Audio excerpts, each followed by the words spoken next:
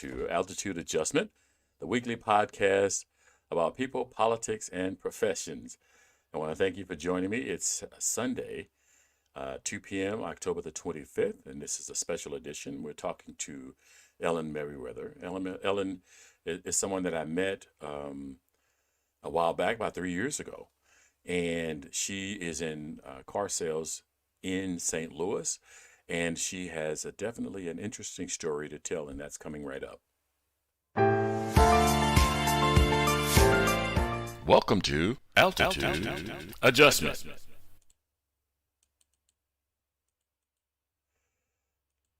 So, thank you for joining me, Ellen.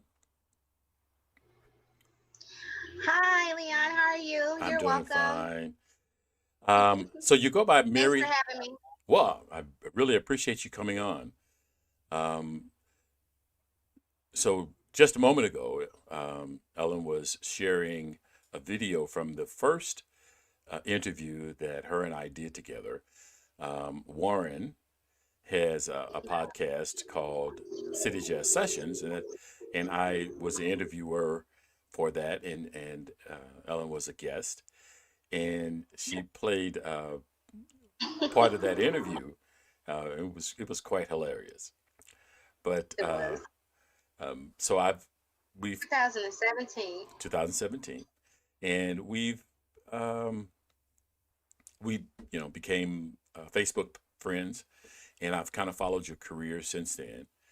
And I wanted to bring you on because there was a couple of things that I wanted to cover. So first, I want to make it known that uh, Ellen is not only going to be here for a half hour. She has an engagement after this, so I'm not going to be able to cover everything that I wanted to cover today, and maybe I can talk her into coming back and covering all those other things in the Yeah, we can future. do that. Excellent. We can do that. So you go by Mary the Car Sales Lady. Yes. Can you tell me how that came Marry the car about? sales lady. Well, marry the car sales lady. I'll have to say that I've been in sales for about maybe 28 years. However, I was kind of pushed into car sales in 2014. And on the first 30 days of selling cars, I sold 43 cars in the first month. So the community actually kind of named me Mary the Car Sales Lady. So I took that and ran with it. Okay, okay. Um, so now you've had a pretty busy career. So just in the 3 years that I have been following you on Facebook, you have. So at the time that we met back in August, you were going to, I think, Marty Consellas, was it? Oh, that's where I am now, Oh, that's where you Marty are now. Concealer. It was I probably on would have been Lindbergh, at Concourse on Lindbergh. on Lindbergh, Yeah, Cross on Page. It Keys. was on Page just past Ashby, Let me think, because I've because you had represented just quite gotten a few. a large contract with them to sell cars for them. Hmm. Let's see. I've represented Hollywood, Rock Road, Cross Keys, Jim Trinieri, Antonio's Auto Sales, Paul Cerami. Was it Paul Cerami? It was probably Paul Sereni. That sounds like familiar. 2017, yeah, Paul Cerami. Okay, so Paul Cerami. you had just They're on Newhouse Ferry. They had both locations. okay, okay. So That I was got it Cerami. confused myself. Yeah. Um, so what has the car sales industry been like for you um, in St. Louis? Because have you done most of your work here in St. Louis? Oh my God, yes. Yes, I've had so many offers outside of St. Louis though, and I still get those offers today. I get a ton of offers through LinkedIn to leave St. Louis and come do what I do for their dealership.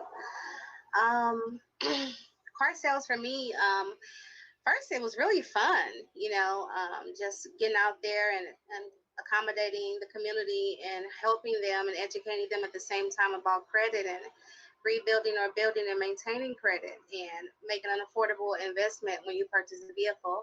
It was fun at first, but it hasn't been easy. It got pretty rough because, like I said, I've represented 8 to 9 different places in a matter of 6 years, and that's pretty excessive. But being a young black woman in the industry, they didn't make it easy for me. Some of the locations were really good to me, but most of them were not good to me. Although I produced numbers and made them a lot of money, Mm-hmm. Mm-hmm. I pretty much kind of went into corporate when I was 23, 24. So I've always been like this little women's advocate, right? Fighter for women, especially in the workplace, because there's so many do's and don'ts. And my mom said when I was a baby, my mouth, I would speak up all the time. And I don't think a lot of the places, the car lots that I work for and dealerships, some people in some higher positions didn't like that. So Okay. Okay. versus letting me go, if I felt any type of form of intimidation or humiliation, I would pretty much leave and let them see how my fans and followers will follow me to my next destination. So, so now you've always been a used car salesperson, or have you sold new cars, or is there a difference? Do you do both?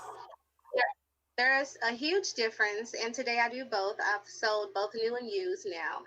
Actually, started selling new cars in 2017 when I started at Paul Cerami because they had 2 locations and they had new cars at both locations as well as used cars. But when I hit the business in 2014, initially, I've always sold used cars. So there's a huge difference with used cars. You don't have to get certified or have to go through all this excessive training that you have to do when you sell a new product. You have to get familiar with the product and you have to go through a lot of excessive training and tests when you're selling a new car. As far as the income and what you get paid as well, you get paid more on a used unit versus selling a new unit. You make your money on the newer units by how many units you move because you get the big bonuses with your commissions as well as the end of the year, and you earn these rewarding points that are worth so much money too as well. So S- it's a huge difference. So And if the you ask me, I prefer to sell just the used cars. so the But I know, I'm sorry, go no, ahead. no, go ahead. Mm-mm. Well, I know the I have to continue to sell new cars because a lot of our consumers are have gotten bad deals in the past. So they're buried in some of their cars, and the only way to get out of some of those bad loans is to get into a new loan. Yeah, you'll bring on more debt, but at the same time, you won't pay triple the price of that loan that you're locked into right now. I've gotten so many horror stories with so many customers just stuck in these bad loans, all because they needed a car. And I understand that. But at the same time, when you purchase a vehicle financing, you have to look at that as an investment and you have to be prepared financially to take on that extra debt. Okay. So that also brings up another question for me, but I'm gonna go back to the first question I wanted to ask. When you talk about the testing and certification, are those state requirements, or is that at the particular They're dealership that you're at? based on the dealership that you represent, like where I am at Marty Consila, I actually have to get certification Chrysler, Dodge, Jeep, Ram, 4 different brands. So there's a ton of testing that I'm doing right now and training. I get so overwhelmed that I have to take a break from it for a day or two because I'm also consumed doing so many other things. But you have to get certification, and if you don't get the certification and you keep selling like me, I walk through the door selling 2 or 3 new units as soon as I hit there. So if you don't have the certification, it doesn't count because when you hit so many bonus units, you bonus, and then you get the extra 2,000 or the extra 3,000, and then you earn this many points at the same time. So and then it just accumulates, so Okay. there's a lot of people where I'm at, about 4 of them in 6 figures, that since they've started working there, yearly, they're 6 figures, and that's where I need to be. Okay. So I guess I'm struggling a little bit to understand when you go through the testing and the certification. Is that a requirement by the state of Missouri, by the car dealership, or by the auto manufacturers? A lot of auto manufacturing So in order to sell their and the dealership. cars, and Uh, in you order to have sell, to be certified. they want their certification that Hmm. you understand how to sell their cars. Exactly. Okay, Yeah. and so the dealer the dealerships work with the auto manufacturers to Yeah, they have an ensure. agreement based on how many units they push out.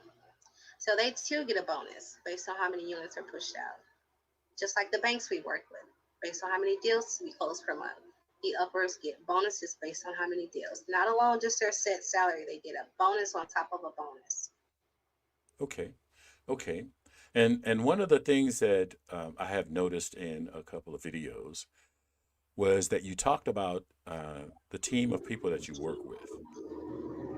So Hmm. so that team of people, is that somebody that you that moves with you from dealership to dealership, or do you constantly rebuild your team as you move from different dealerships? Basically, the team that I work with is a personal team. It's a small team that refers me business. At the same time, depending on which dealership I represent, they may have a team already lined up for me. Hmm. Like at Cerami, they built a team for me. At Marty Casilla, they have a team for me. No other place that I can think of right now really had a team for me besides those two dealerships. Okay. Everybody else besides Concourse, who allowed me to do what I wanted to do, and that's how I sold the most cars and really burned it myself in Maplewood. Everybody else pretty much wanted me to be their little robot or scapegoat, and I'm not good at doing that at all or being that at all. Okay. And I do want to get further into understanding the challenges that you face as a woman in the car sales industry, and then as a black woman in the car sales industry. Um, Yeah. and part of the reason that, so let me introduce you first to my other one of my co-hosts.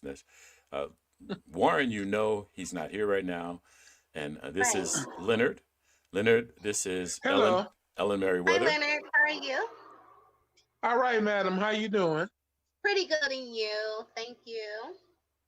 Yes, I'm sorry I'm late, but some That's things okay. got changed on me here at home, so I was able to catch the last couple minutes of you. And That's so I'm fine. I'm happy interested to in be hearing I'm interested in hearing what you have to say about your experiences. Oh, yeah. Okay. Yeah. Well, Okay, nice meeting you, Leonard. And thanks for joining us. Nice meeting you. It's I Mary know the Ellen, it's car Meriwether. salesman. I forgot your first name. Ellen. It's Mary. Oh, it's It's Mary. Mary Ellen Meriwether. Mary Ellen That's why Meriwether. Mary Ellen Meriwether. That's Mary the car salesman. that's why I couldn't get the All right. Mary the car sales. I didn't know if Mary Yeah. was a modification of Meriwether, but No, it is. That's your first name. Mary But you, Mary Ellen Meriwether. but you. All right. So All like right. on your Facebook page, you just use Ellen Meriwether. You don't. Well, that's another whole topic. I was hacked. Someone befriended me, got really close here in St. Louis, got hold to my phone, changed my information in Facebook, pretended to be me for about 3 weeks, and had to send Facebook all this information proving I am who I am. And it was initially Mary Merriweather, but that lady messed that up. So Ah, another whole topic where people just want to just really, you don't really want to be me and engage in what I engage in. You don't want the stress, you don't want the way I be feeling sometimes. I know fair I make enough. it look easy, but it's not really easy. So yeah, those are other topics that need to be addressed because yeah, Okay. I feel So like my life has been a lifetime story, really. well, of course, and I wanted to cover that, but we're on a shortened schedule because you're only going to be here for 30 minutes. So But I we've can taken it. still hang out, I can keep hanging out on here. So you want to go past the 30 minutes? Well, I want to keep them engaged. So maybe we can set up the next one. Oh, okay. So And we that can way come my back. hair be done. You know, I got all the stuff I got to do today. Okay, Short fair enough. notice when you So spend let me jump into 65 hours at the dealership every single week. Ah, understood. So let me jump into um, one of the main reasons why I um, wanted to have you on. I do think mhm, that you're an interesting person, and I think that you have a lot of information that is going to be able to help other people.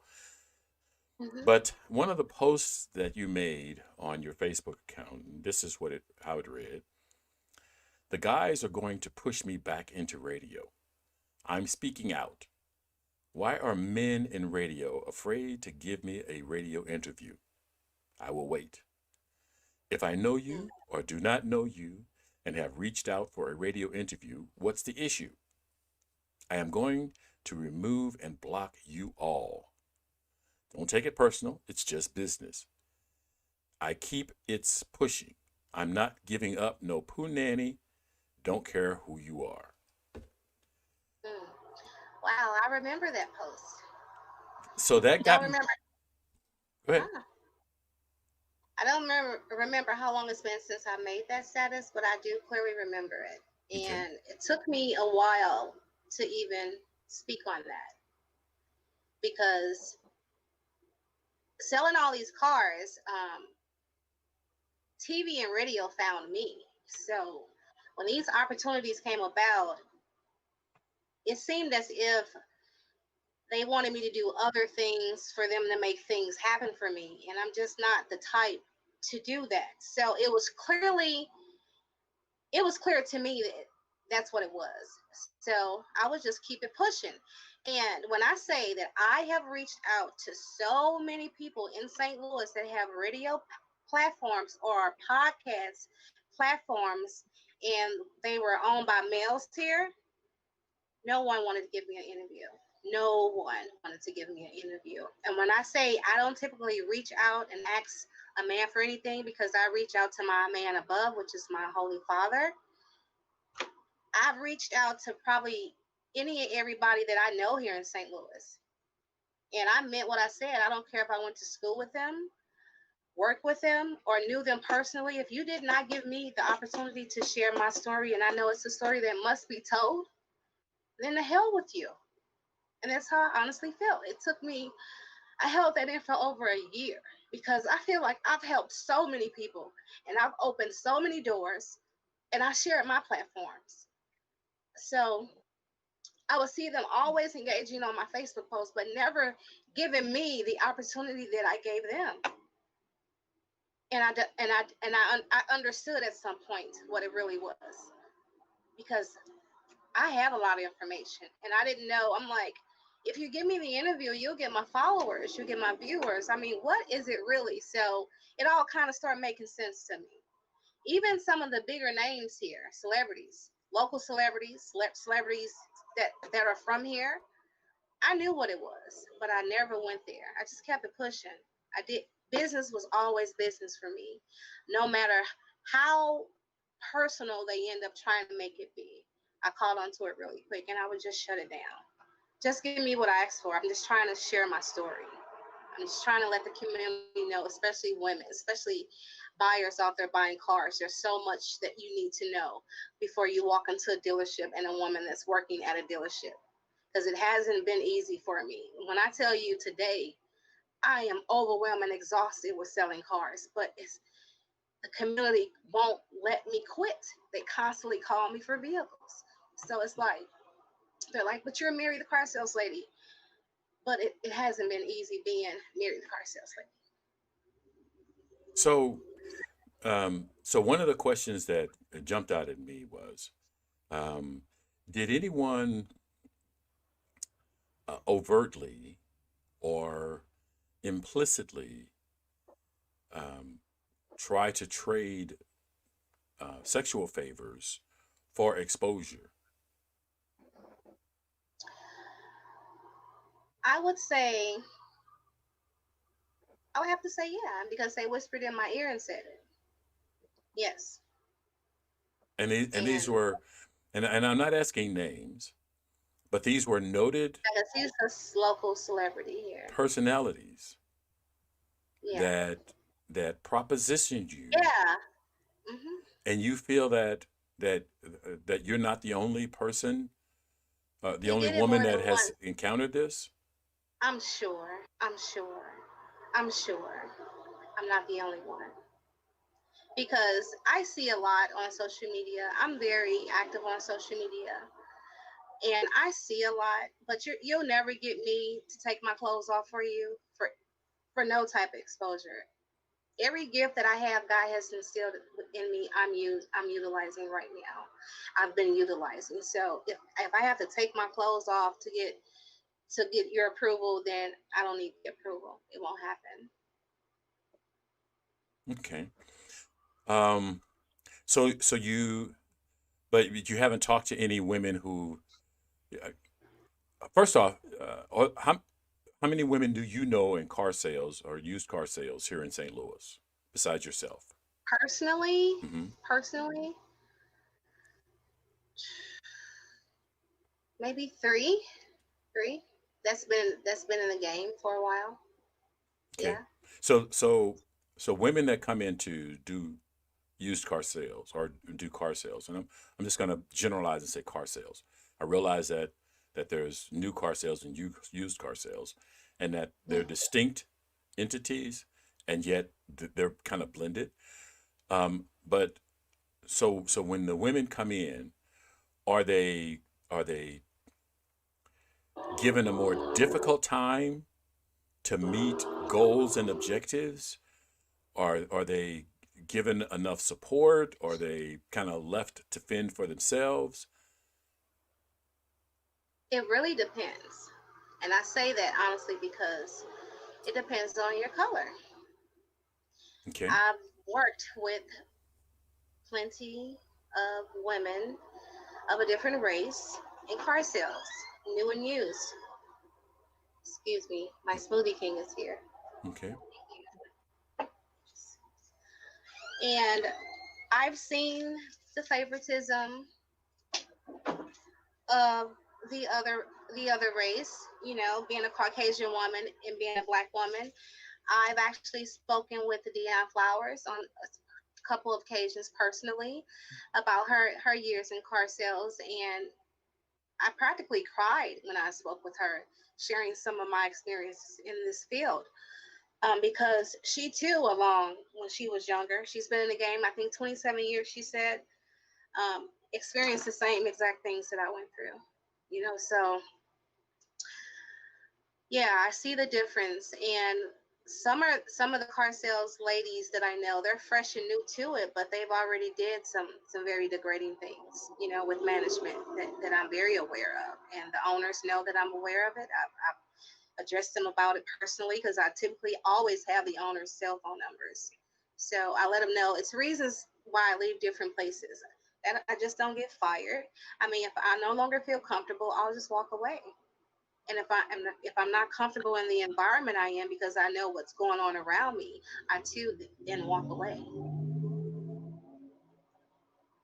So I recently walked away because some of the management, they are sleeping with the car sales ladies of a different color, different race. So I so never have done it in my entire career. Never. I'm sorry. I've been proposition. Oh, I've never done it in my entire career. I've I never slept with understand. anyone in Did management. did you have a question, And Leonard? Leonard, Leonard, Oh, what'd you say, Leon? did you have a question? I saw you nodding when Yeah, she mentioned the lady earlier. I didn't know if you had. yeah, Um, I did. I was just listening to what she was saying, and you're the first time I ever heard about women in the car sales industry really? and what I you get had that to a lot. go through. And I am wow. Uh, well, my first question would be, and I might have missed it, and Leon asked you about it because I was you see I was 5 or 10 minutes late. Mhm. What was how many years have you been doing it? I've been doing this. I've been in the business 6 years. I had to take a Okay. break. I did have to take a break Hmm. about.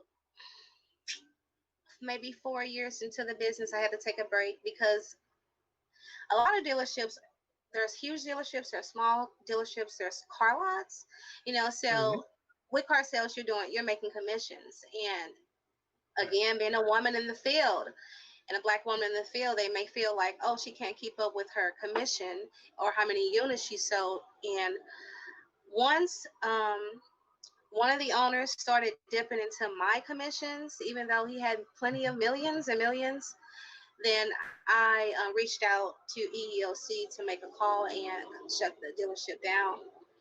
And from there, I went into like I guess I went through my storm, my breakdown, because at that time I think I was making about 7 or 8 grand a month, and it just went away. And during the last days of that, I filmed it and put it on YouTube, letting the community see how I was being treated at the car Right. lot as they emptied and closed the doors on it. And it just hasn't been easy. So when they started messing with my money, I went through that breakdown. And then through the midst of me going through my storm, people would still call me for cars. So I was just start sending the business out to North County, to pretty much accommodate the customers and still get a broker check at the same time.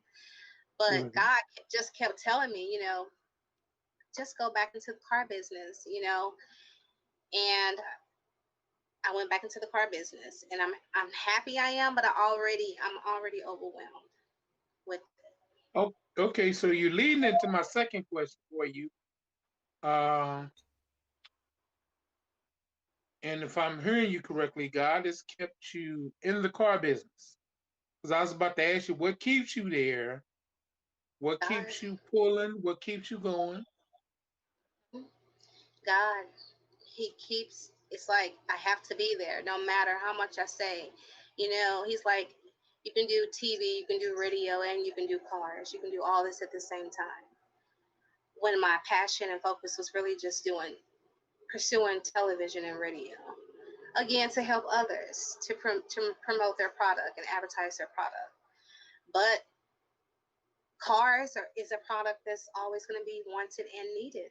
And So he keeps me right there, so keeps so opening doors. talk to me about your television show. What exactly is your show? What is the focus of your show? And Okay, go ahead. the Marketing with Mary TV. It's the Marketing with Mary TV show. It's currently in pre-production. We've aired 7 times on KPL or Channel 11. That's Channel CW11. It aired 4:30 a.m. to 5 a.m. The show actually came out of my radio show. I did 2 radio contracts called Marketing with Mary show. So while I would be on radio, I was like, I can see this being a television show because it was a 2-hour show on radio. I booked 4 entrepreneurs per segment. And the first entrepreneur, 30 minutes, then I will introduce that entrepreneur to the second entrepreneur in the first hour, and then pull the third one on in the fourth. And then we will close out the show after 2 hours. Sometimes I would stay on for 3 hours because we would be having so much fun. But the desire to connect all of those entrepreneurs I felt was needed because in the car sales business, I sold so many entrepreneurs vehicles and they needed it for their business. So it's like I knew I had to push and I give up, no matter if I had to work them for money. If they didn't pull off that day, I made sure they pulled off a week or 2 weeks or 3 weeks or before that approval was up. I worked them because I knew how important it was to start building or rebuilding their credit, as well as investing in the unit to use for their business. So when I did that, I didn't know that was. I'm like myself. I'm commissions only. There's this many entrepreneurs in St. Louis. So when I realized that I no longer really needed to go to the store, or a mall to get what I needed, I saved more money, invested in my entrepreneurs. They all have provided with this type of product, this service. They had absolutely everything I needed. When I say I am surrounded by entrepreneurs every day, all day, because I love their product and services. And if it was heartwarming just to connect everyone with everyone and just to look back and watch them all still work together, collab together, still support one another, I feel like I'm serving my purpose. So That's how the show came about, the TV show. I brought it onto television. Okay, so the I mean, show. actually, Channel 11, Karen Bain, they found me and reached out to me on LinkedIn, so it's like everybody keeps finding me, and I keep asking God, what exactly am I supposed to just be doing? Am I supposed to be doing cars, TV show, and radio, or am I just supposed to be focused on TV or just focused on cars? So right now I'm kind of overwhelmed with a lot because the dealership too wants me to do a lot of advertising for them. And I'm focused on, again, still working with entrepreneurs and writing skits, still building my show. So the The show television just show came. is about My highlighting. passion is helping. It's about Yes, highlighting highlighting. entrepreneurs in the local market. They could be um, They uh, could be their product, their business, their service, music event. They could be a musicians. musician, There's yeah, they could be comedian, artist, or bakers, open a bakery shop, or so it's yeah, anybody that it has a business that is looking to connect with advertise or other promote it. just Oh advertising. yeah. Okay, so the show is about advertising and promoting local businesses. But most importantly, connecting them. Connection and collaboration is everything, and just they always will connect. So this is where they share client base, they share notes, They they always brought their business cards and flyers. So during my show, everybody that was there got each other's business card or flyer. And then you go to social media, we all connect on social media, and you start seeing them engaged and supporting.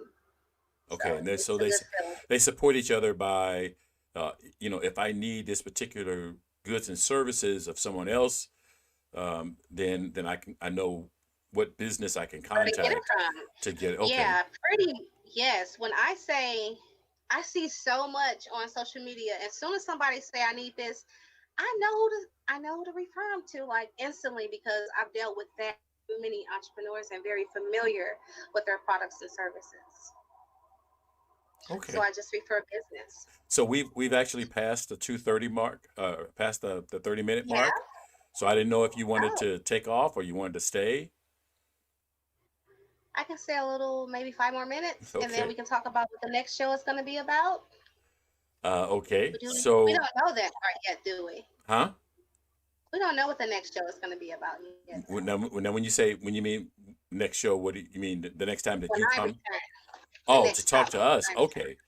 Um, well, so for me, one of the things that I wanted to talk about, and I think we've actually kind of covered that, is Mhm. um, you've gotten into car sales and you've done some other kind of marketing, and so marketing seems to be um, a field that you gravitate towards, and you Yeah, do well it in. does.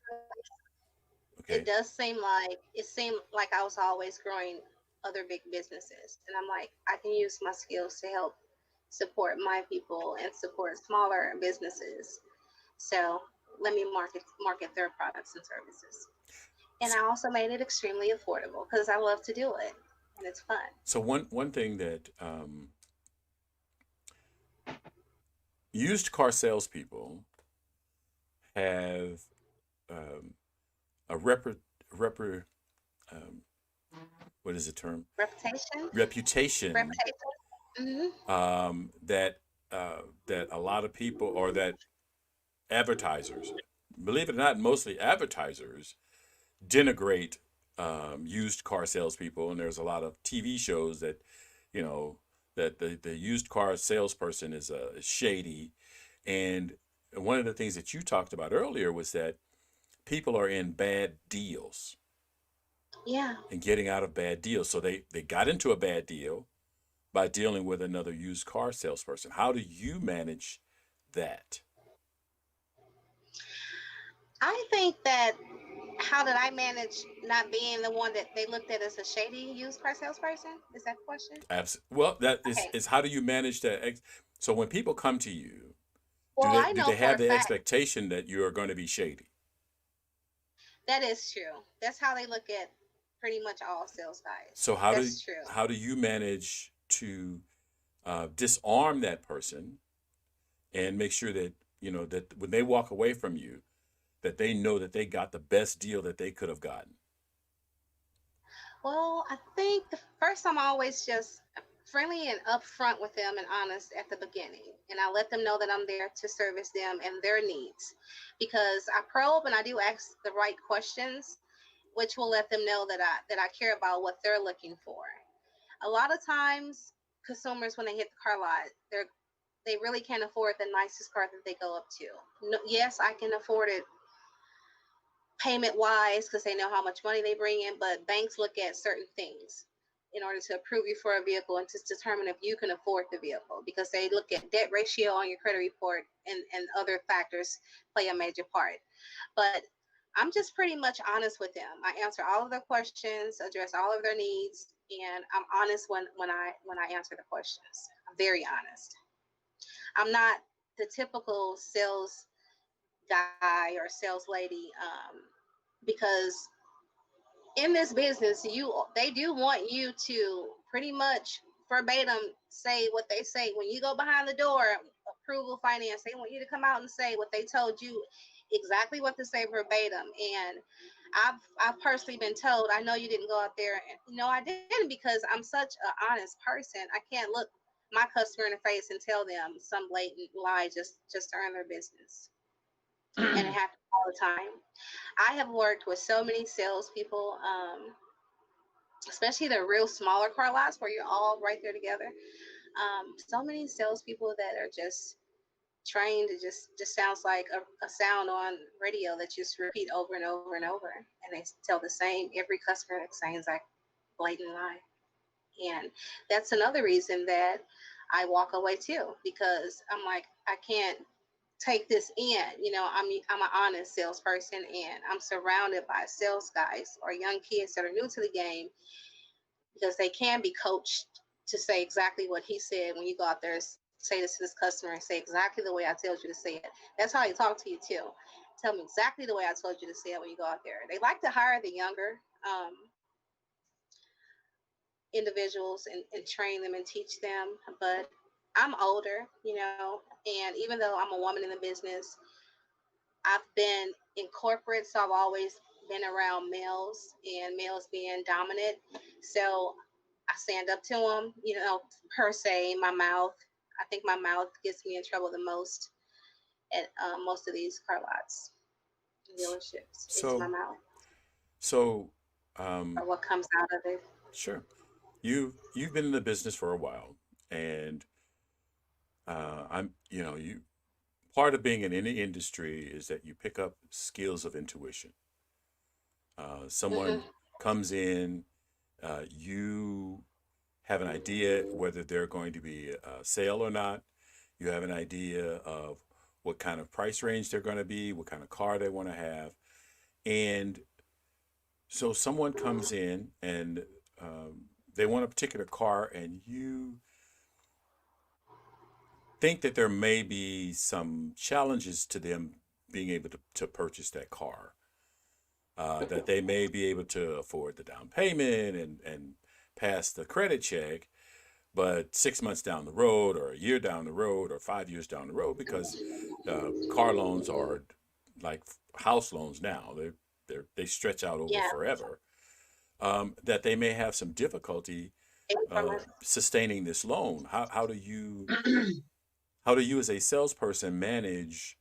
Do you just step back and say, I have to let that customer make that decision on their own, or do I have a responsibility to uh, tell this customer this car may become more than you anticipate? hmm Well, I feel like I have a responsibility to tell them because I pretty much at the beginning probe and ask them what style of car they want, what year, make, and model, what price range. From there, I go to their income, and then I go to their credit. Now, credit is everything. So I've gotten all the key questions answered up front. Once I get to the credit, and if the credit is not so good, that's where everything is going to fall. Because if you don't have the correct amount of cash, and I've already asked you how much you're investing when you hit the lot, how much do you have to invest down today on the vehicle that you want, and you told me honestly how much you really have, then I know when I get to the credit question, because most of the salespeople just up front and say, how's your credit? That's probably not the first question you want to ask the customer because there's so many other factors that's important. So how about you? I ask those questions first, and then I address their credit. And once I get to their credit question, that's another thing in the business. Once I get to their credit question, that will determine if I know if they're able to get realistically the car that they initially said at the beginning of the conversation, or if I need to be really educating them and opening them up to why they can't get that car and what car they should be looking at or what type of cars they should be looking at. And I've done that on many occasions, many occasions. And typically, most of my deals always work out because, like you said, 6 months, 3 months, 4 or 5 years.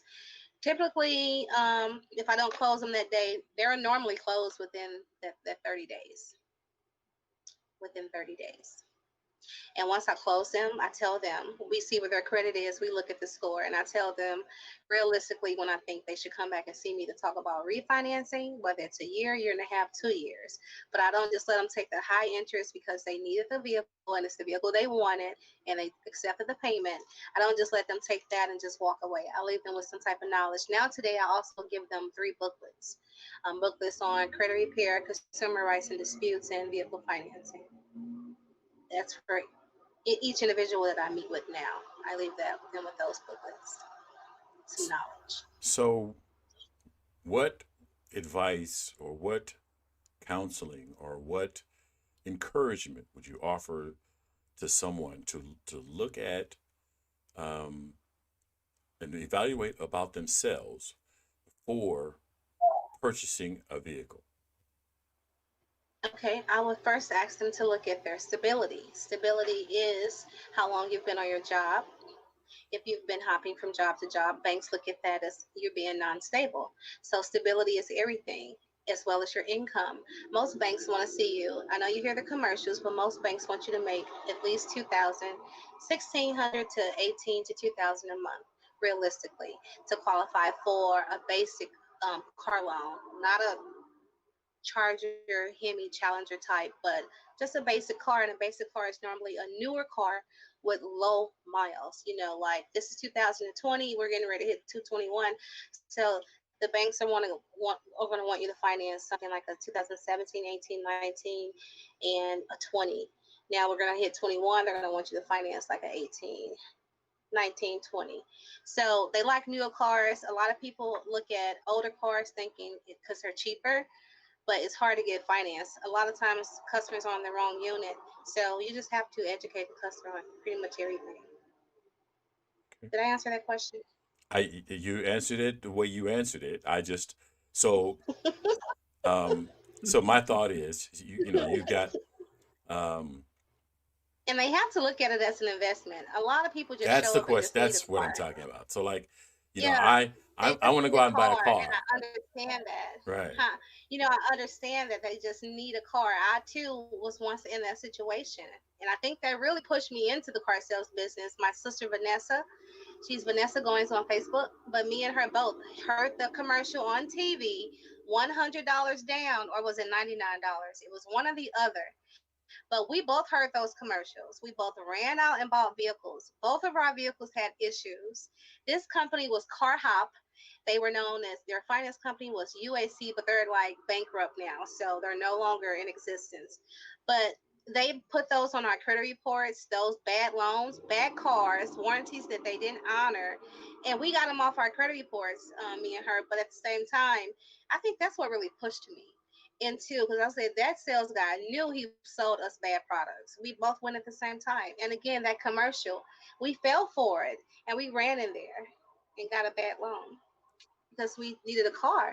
So a lot of people are in that position. They have to know that it's an investment. You have to save. You have to know it's just not just buying a car. It's not just buying a pair of tennis shoes. You know what I'm saying? It's a whole investment, and it's not yours until you pay it off from the bank. So you have to consider that and look at that, because at any time you can go through what I went through, which is I paid my car off, but I put my car up for collateral. I called her my Mobile, and she was an '08. But when I lost her, I'm like, well, first thing I did say was, well, it's a 2008. It's an old car, and I will just get something newer and better. So now I just got the 2018. So back in May. So it's a matter of just knowing, what you can afford and what you can't afford. So how has COVID And 19? if you know you got, and if you know you got credit issues, please don't come through the door knowing you want that nice car and you say $500 down. You're gonna waste everybody's time. You're gonna be so disappointed. It's just a lack of knowledge. Just why I just love to meet with my people, even if I don't earn their business and get them approved that day. I leave them with enough knowledge so that they can potentially get approved when they do come back. As long as they follow the steps. So how has COVID 19 impacted the used car market as far as what you've experienced? That's a good question. I didn't have any issues. I actually jumped back in the car business. I think it was April. I know the actual date, April the 14th. So, and COVID hit what around May? No, it had already hit, right? Yeah, COVID. Well, it kind of more March, wasn't it? hmm Yeah. Yeah, so around April 14th is when I started to hit the business again at a smaller car lot. And I didn't have any issues. I sold, I think, 19 and a half cars that month and about 12 the next month. So I had two pretty good months, and then I walked away from there. Okay. So it didn't affect me at all. I did see it affect a lot of other salesmen's sales, but I'm very very active on social media, so I just market and promoted myself every day. So one of the things that I noticed, during the conversation. So, like in most industries, you build up relationships, and that's kind of what helps get you through the tough times at work. hmm Um, do you get to build up those kinds of relationships? Having been through, I think you said six six Nine, lots in a couple of years, nine, nine different nine lots. lots. Yeah. Nine. Do you get to build up those relationships, or are you just I'm. I started off that way, but now today I'm pretty much a loner when I'm at work. I'm pretty much to myself. A lot of people do gravitate towards me, but I'm very cordial, but I'm pretty short. I think it comes from a lot of being just used and abused in the business and not wanting to get too close to other salespeople, which is literally your competition. No matter what type of team you got, we're all there to sell cars and build wealth for our families. So I pretty much, I think it's all the using and abusing and the misusing of my brand at certain places where I've kind of backed away and kind of just let everybody else have relationships with everybody else, and I just kind of be in my own little world, doing my own little thing. any? And I think I have to be that way. I have So, to be that way. so you still with me, Leonard? Yes, I am. All I right. think he was I'm just laughing. listening. Huh? I'm just listening to the story, and Okay. I just want to make it's sure. opening my eyes. I thought he took a nap. No, no, no, no. We No, I was we listening to you. I was just sitting here listening. yeah. He's It's good. Yeah. I want you to Google me too. Okay. I have almost So Google. should I 4 Google Mary the million. car sales lady or Mary Meriwether? Google Mary the car sales lady. I have almost 4 million views right now. Mary the car sales lady. Wow. Okay. Mary the hmm car sales lady. Okay. Mary the car sales lady. Yes, I just don't sell cars. I care. Very good. Okay. See, that's a good marketing slogan. I don't just sell you cars. I care. That's my slogan. Leon, he'll Okay. have some Okay. visuals next time to show us. Won't you, Leon? I'm Okay. sorry. What? You'll have some visuals next time to show. My logo, Yeah, I some was video gonna. I clips. wanted to. I wanted to this time. I wanted to sh- uh, show some clips from your show, and I kind of waited till the last minute. We did a show yesterday, and so that prep time is I everything. understand. Um, so it Totally. almost it prepping for a show, even for a 1 hour show is can be a monster. They don't It they don't can be a understand. monster. Yeah, Yeah, yeah. So yeah. do you have a They team try. on your do you have a team on your show that help you with your prep, or are you doing most of I it had a yourself? huge team, but now it's just me and my son.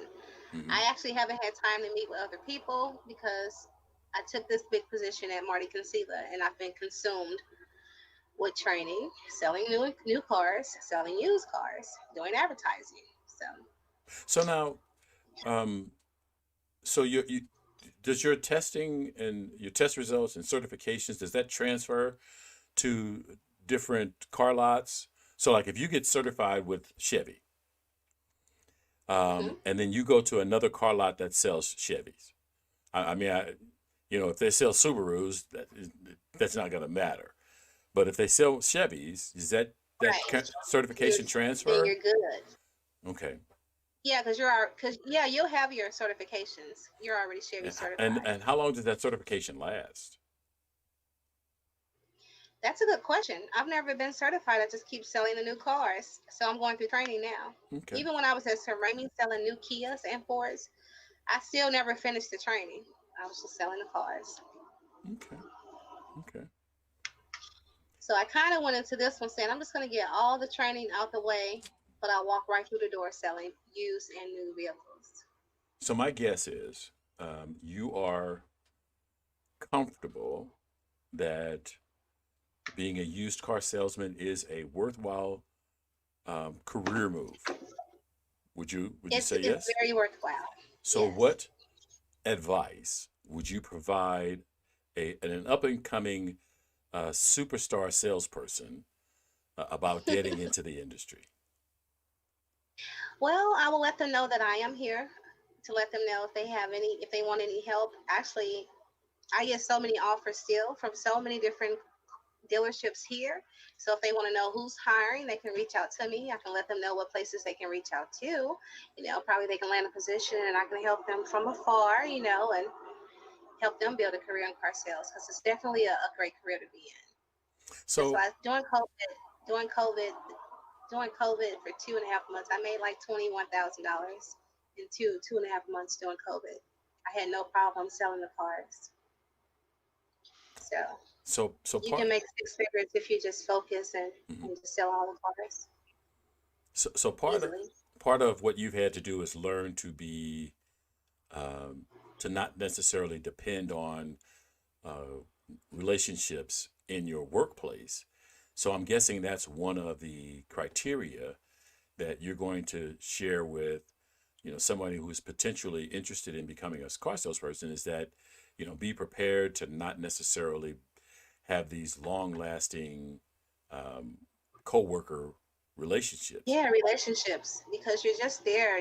They just want you to make them their money for real. You know what I'm saying? And at any point, it's I don't want to never have to feel like, oh my God, I have to get along with my new car manager or my used car manager to determine my income. So I think that's important for them to know before they take any type of position like this. Got to stay in control. Okay. So um, with all the love that the used car industry is giving you, um, what would you say would be the biggest heartbreaks being a used car salesperson? The biggest heartbreaks is when they steal your commission. That'll be the biggest heartbreak because you've done all the work for nothing. So now, how does this to steal your commission happen? Well, basically, you get your commissions once a month, and anything can happen within a month. You may have a falling out with your used car manager where you just may walk away and you're just waiting on that date to come. And then when that date comes, they tell you, oh, you didn't sell enough vehicles to have a commission. It happens all the time in the car business. Hmm. Okay. All the time. So the commission. So you don't sign a contract when you go to a lot to sell used cars or new cars. You just uh, you walk in.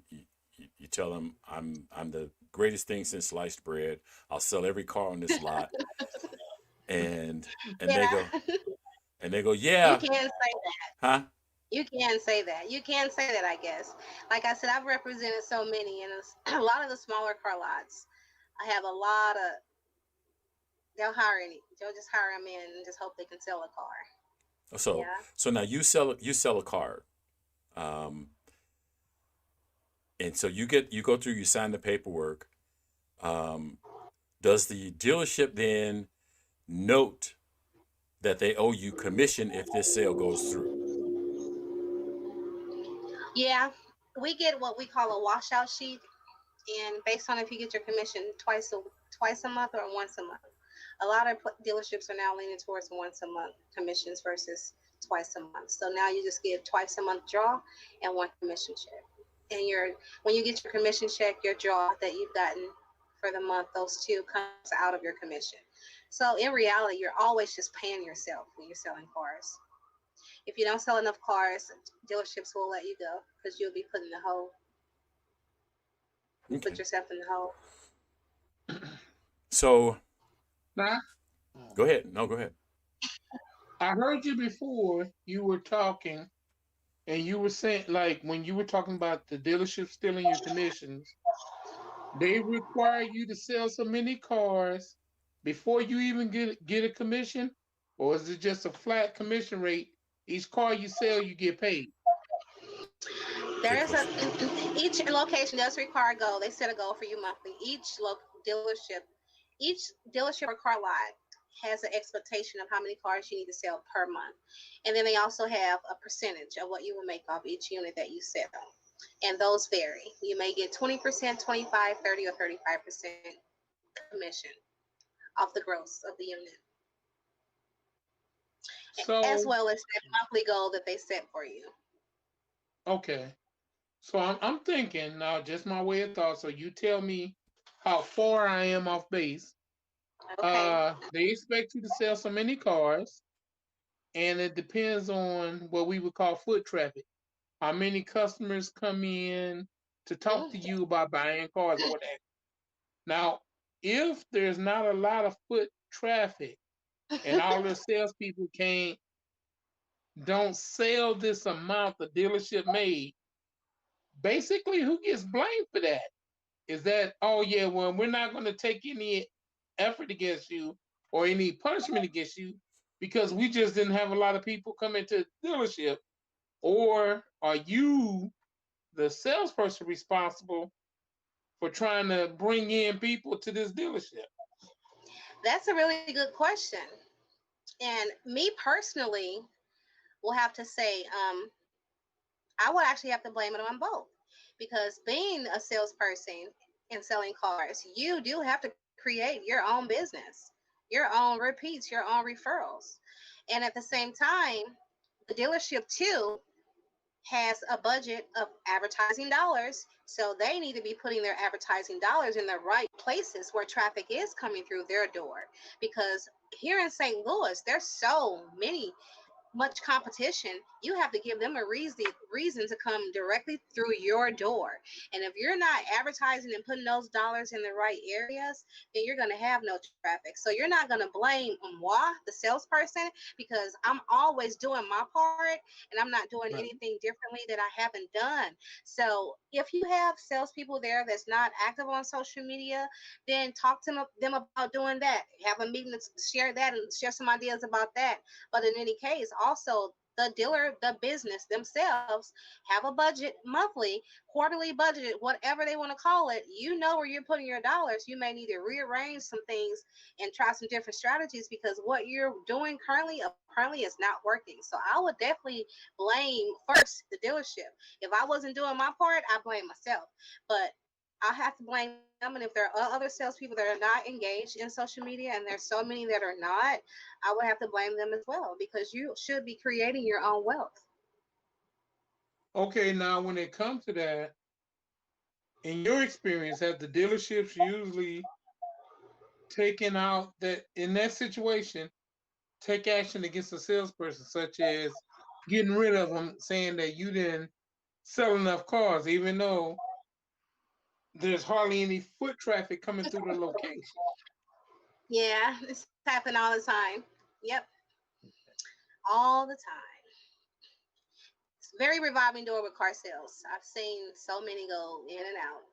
Just like I move and grooved around. Yeah, I've seen it a lot of times.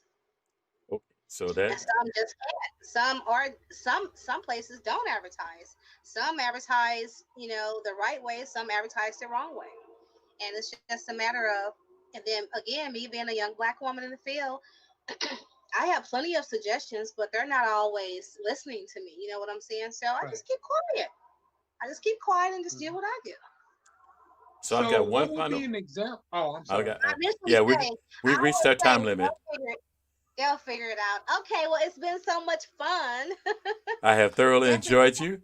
We will talk about possibly bringing you back. I do Okay. appreciate you taking the time to talk to us today, and I do feel like we've learned something. Absolutely. You are welcome. Thanks, Leon. Thanks, Leonard. Thank you, car sales lady. Don't forget to Google me, Mary the car sales lady. I just don't Mary the sell car cars. sales lady. Very good. So you gave me my next internet search. There We you go. we will be back next week. I want to thank everybody for joining us, and make sure you like, share, and um, watch the video where you can. That concludes this episode of Altitude Adjustment, and thank you for listening.